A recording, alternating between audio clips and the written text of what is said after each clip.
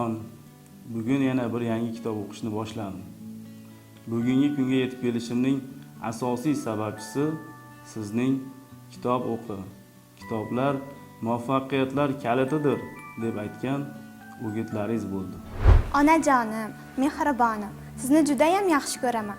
Hozirga erishgan yutuqlarimning barchasi kitob o'qi deb o'qitirgan gaplaringiz tufayli.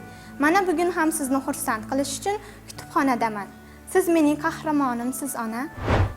Onajon, xavotir olmang. Mana telefonimni qo'ydim. Bugundan kitob o'qishni boshlayapman. Hatto she'r yod olyapman. Onajonim, siz sovg'a qilgan kitoblarim orasida eng ardoqlisidir. Kitobga mehr qo'yishimning asosiy sababchisi sizsiz, onajon. PUBG, Instagram, uzr endi xayr sizlarga. Onajon, faqatgina kitob seni do'sting bo'la oladi der edingiz. Do'stimni topdim, ona.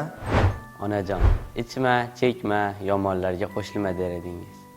Mendan ko'nglingiz to'q bo'lsin. Onaginam, bugundan kitob o'qishni boshladim. Onajon, dadajon, men sizlarni halol peshona teri bilan topayotgan pullaringizni qandaydir psixotrop moddalar uchun emas, balki kitob sotib olish uchun ishlatyapman.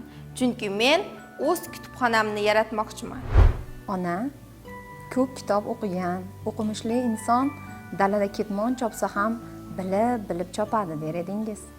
Ayni haqiqatni aytgan ekansiz. Ona, boringizga shukr. Ona, telefon o'ynayvermagin. Kitob o'qigan do'sting kuni kelib seni boshqaradi der edingiz. Xavotirlanmang ona, men ham kitob o'qishni boshladim.